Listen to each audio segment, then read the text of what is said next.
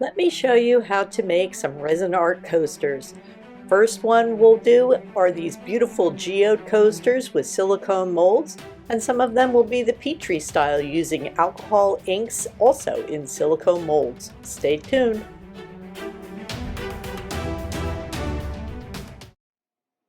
Hi, welcome to Moonkusser Art. It's Janet, and I was contacted by a company that produces some resin, and they asked me if I would test some of their products. And yeah, why not? Of course, I'll test some of your products. Check it out.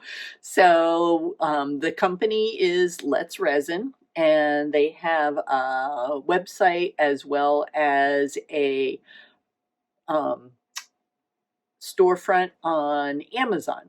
So they sent me a couple of things. They sent me some of their resin. This is a 3-to-1 ratio resin. And so this one, yeah, so if I'm going to be using 9 ounces of this, I'm going to use 3 ounces of the hardener. And it's a casting resin. Now, the bad thing was, it didn't come with any directions. And also, it took a long time to get to me. I believe it was shipped out of China. So, but we're going to give it a try. It does say on the label that it is has no VOCs, so no volatile organic chemicals, and no fumes, and no BPA. I'm not sure what BPA stands for. I'm not a chemist. Anyway, and it's in a crystal clear bottle, so you can see how clear it is. And because it's the 3-to-1 ratio, it's going to be a casting resin. So the casting resin I'm going to do, they also sent me a box of their alcohol inks. And if you guys know me, I make up these little swatches of colors for almost everything. And it's winter time here, fall is past, but this color scheme really kind of talked to me today. So this is their yellow and their orange, and this is what's called their purplish red. So I'm going to try using those colors. Here are some of the other. Look at this blue. Is that pretty or what? And they have a really nice, this is their coffee color. Isn't that pretty? I like that. Anyway, I'm going to use their casting resin in my Petri dish type coaster molds. And I'm doing that for a couple of reasons. I've used these before. I know what to expect out of these molds. I know what to expect out of how alcohol ink works in this type, this size, this setting, the whole thing. So for me, it'll be a really good experience and testing truly against what I've done in the past. So hopefully it's going to give me a really good idea. And so here they are in their little dropper bottles. And they also have, this was interesting to me, they have two different whites. They have one that they label it as deeper. So I'm thinking that means that the ink is going to sink deeper into the mold. And I don't know if you guys can see this. There's no bead in here like in piñata. When you shake up the white, you can hear the little bead in there. But you can see these have been sitting on the shelf, and it's separated.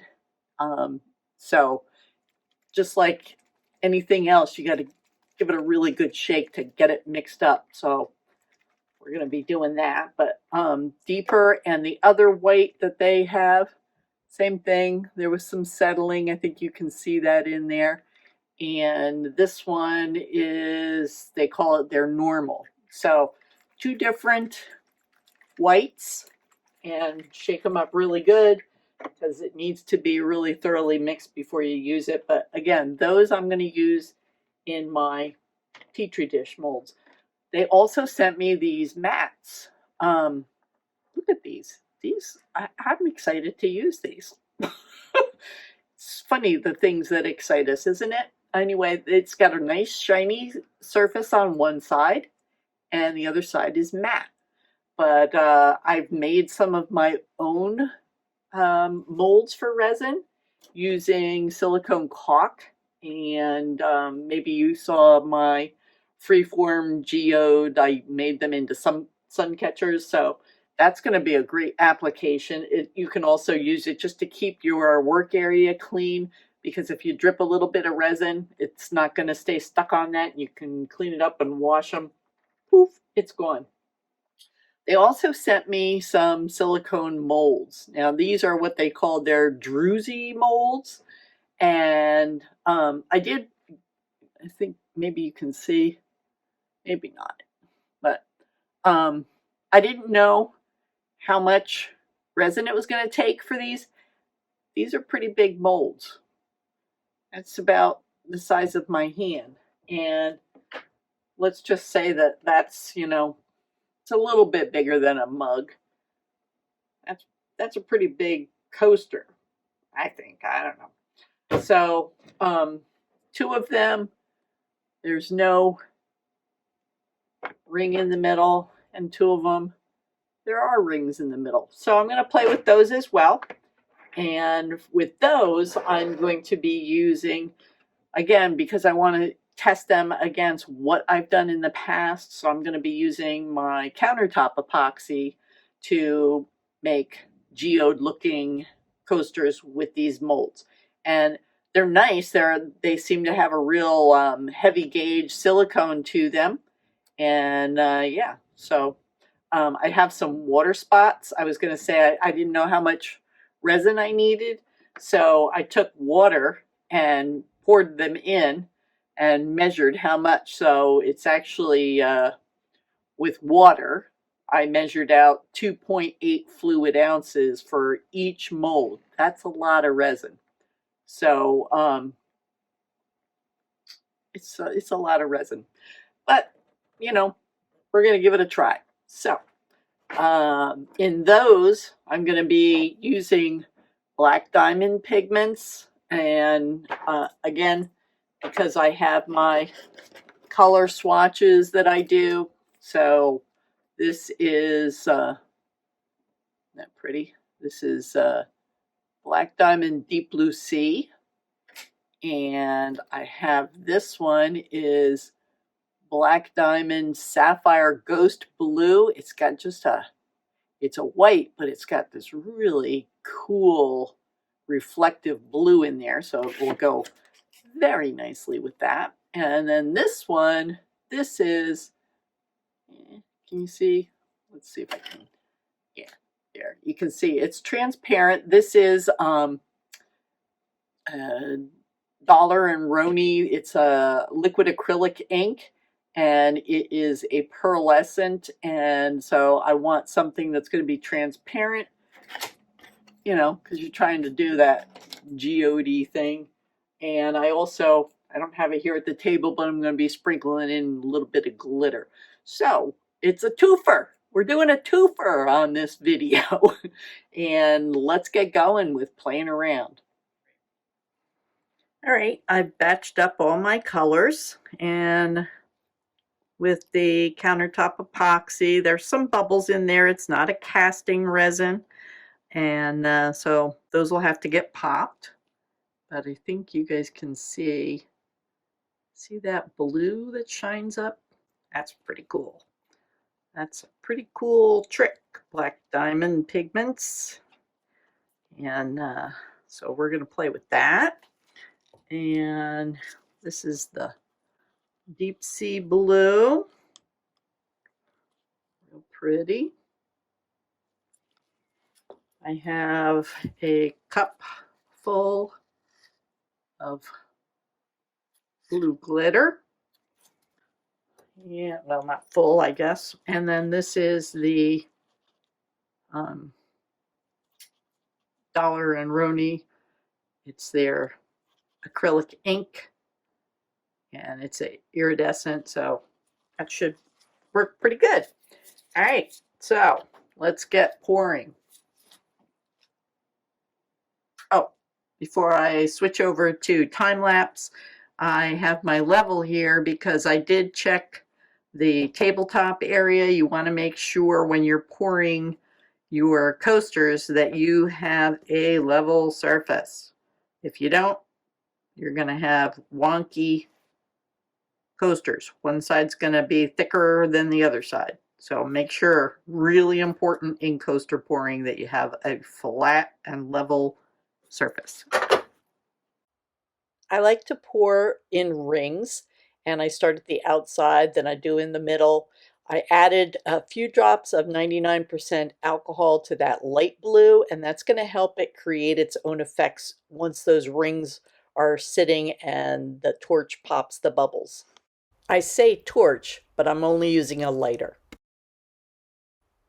So now the Geode Agate Slice coasters are setting up, and I'm going to start working on the Petri dish ones. I'm going to batch the resin. I'm doing a voiceover because I am wearing my mask, my respirator, and that's because I've never used this product before and I don't have any information about any toxicity or anything like that. So I'm exercising caution. I had pre-measured my marks on my cup, and you can see it's a real crystal clear resin, so it's pouring in and I'll be checking my measurements on that. As I'm pouring my part B, I'm regretting having a overhead view for you guys, but maybe you can spot it. Part B is kind of creating a puddle right on top of part A. So it's very light compared to part A. I'm going to start stirring it in. I want to stir carefully. I don't want to create a lot of bubbles with this one, so go slow. Combine part A and B and mix carefully for 3 minutes. Make sure you scrape those sides. Look at how clear that is. It's just like water. I know it's time lapse, but it is very thin. All right. Now I'm going to let it sit for 10 minutes. I'm going to let all those little micro bubbles work their way out. And while that happens, I'm going to shake my ink. Now it's time to pour the resin into the molds. I'm going to split that out evenly, flash it with the flame, and then I'm going to start dropping in the inks. The technique in this method is to put in the color first and then drop the white. The white pigment, the white ink, is heavier, and when it drops on top of the colored ink, it's going to drive it to the bottom.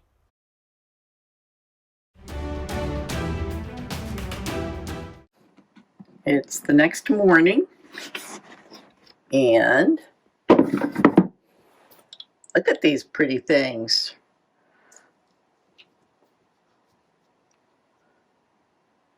Is that pretty or what? I think that's pretty nice. Now, if you remember in my video, I didn't do any kind of stirring through with a stick. I did tweak that center just a little bit with a toothpick, but I let the resin do the work. And look at the details.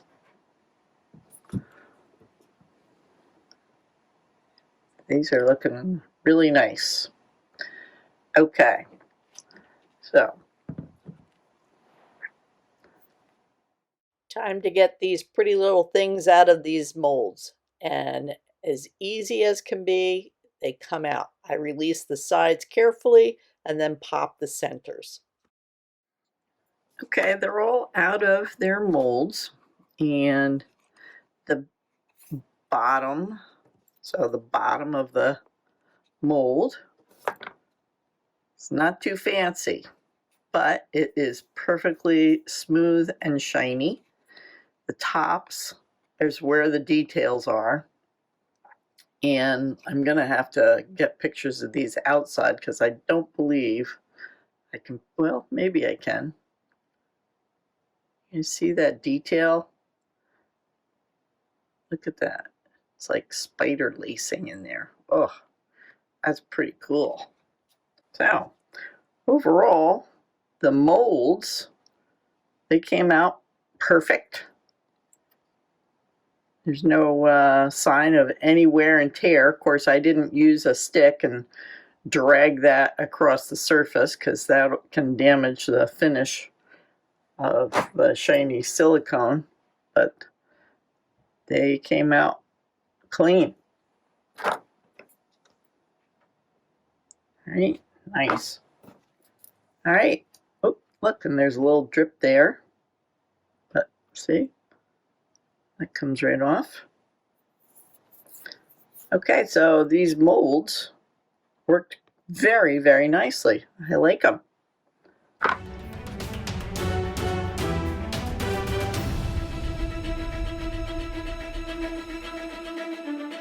All right, it has been almost 48 hours.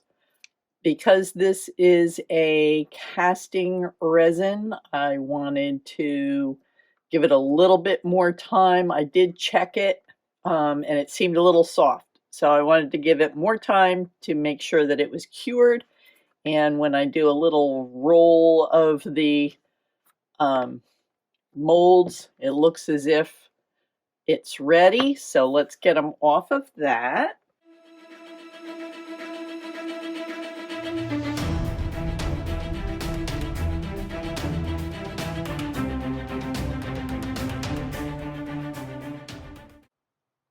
Well, I can't tell you how pretty these things turned out. I just love the color. The depth is fantastic. And take a look from the side. You can look right through there and see how the drips have moved through the resin. It's rock hard, and letting it cure for 48 hours was definitely the right call.